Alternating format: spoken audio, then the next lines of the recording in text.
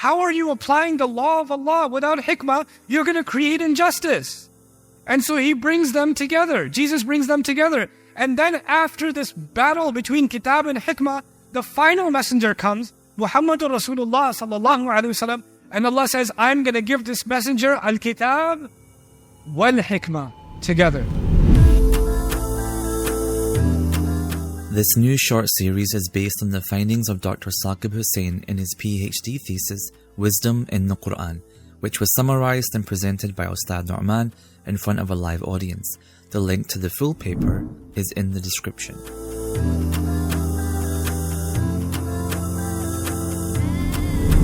So now we know that kitab is the law and hikmah is morality. Law and what? Morality. And the Quran has fused the two of them together. You cannot separate them. What happened in our ummah? We became obsessed with law, and other people said, to hell with the law, I don't care about the law, all I care about is what? Morality. I just want to be a good person. I'm a moral person. We separated kitab and hikmah. The kitab and the hikmah were together. The kitab is Quran and the hikmah is also Quran in early interpretations of the word hikmah.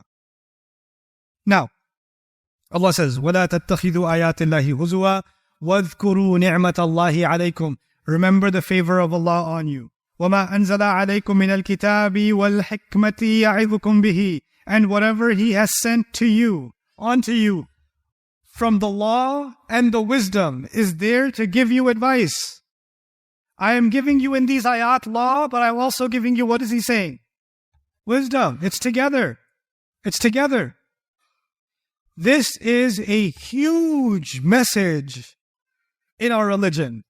Kitab and hikmah cannot be separated. Law and morality cannot be separated. Look at an example case study. You have, for example, a man who hates his wife. Doesn't divorce her though. Never divorced her. And there are plenty of people in South Asia that are married for like almost a century. And so their kids have grown up, their grandparents now, and even their sons and daughters look at them and say, why are you guys together?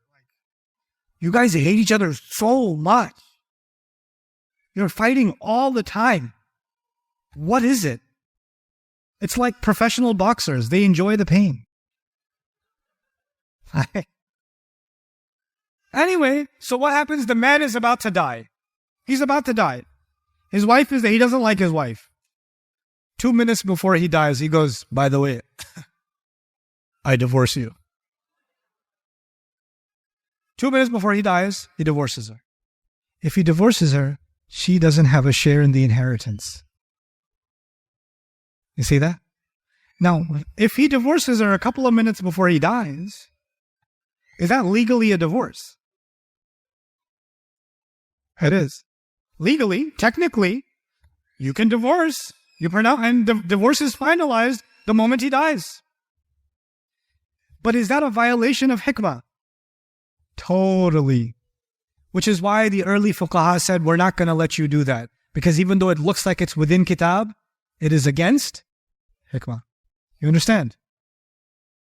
Here's another case. A person wrote a will. They wrote a will.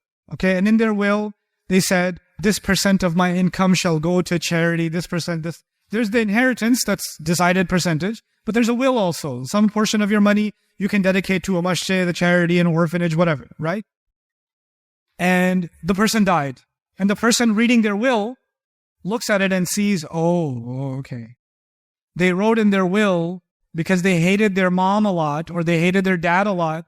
So they make sure that they gave a huge chunk of their will to one of their dad's enemies or something stupid like that, just as a grudge. Last act as a grudge. So you see in the will that there is a bias and there is some kind of evil intention, right? Allah says, if you see that, if you see ithman aw janafan, then there is no harm that you fix it. Allah allowed for a legal document for a person who's dead now. He's gone. Allah allowed for a legal document that looks like it's biased. It's against the principles of justice and wisdom for that document to be edited. Wallahu ghafurur rahim. Allah is forgiving. Isn't that incredible? We have been given the Jewish tradition of thousands of years focused on the law and forgot all about what?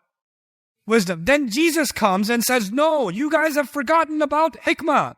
How are you applying the law of Allah without hikmah? You're going to create injustice.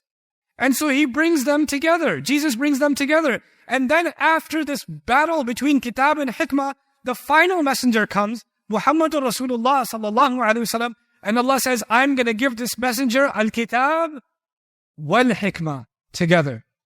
And that is the Quran. That is the Quran. And this is a miracle of Allah. It's a massive gift of Allah that He has given us this. The fusion between kitab and hikmah. Now,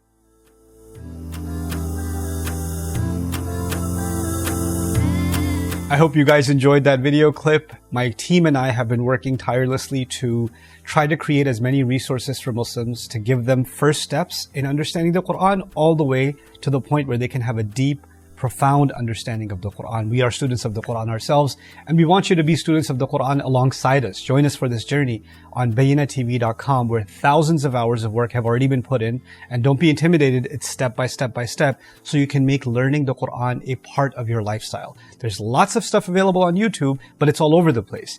If you want an organized approach to studying the Quran beginning to end for yourself, your kids, your family, and even among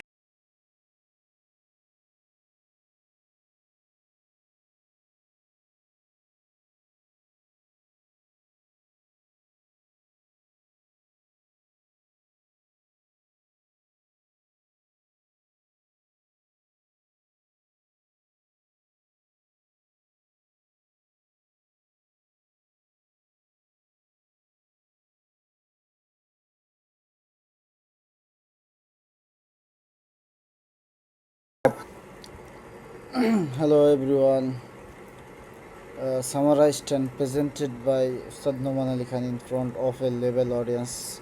The link to the full paper is in the description.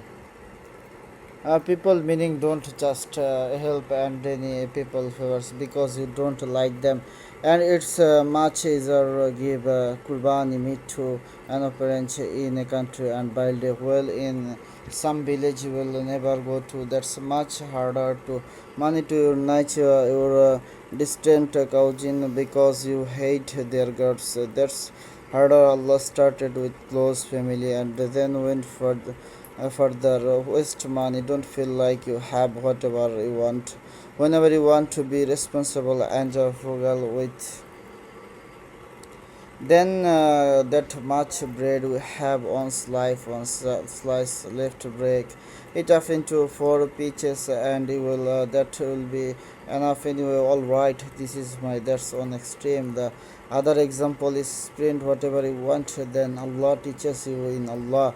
What an amazing wisdom. First Allah says don't be too cheap, then He says don't spend too much, then He says Allah controls is something, He gives more something, He gives less. Why is this?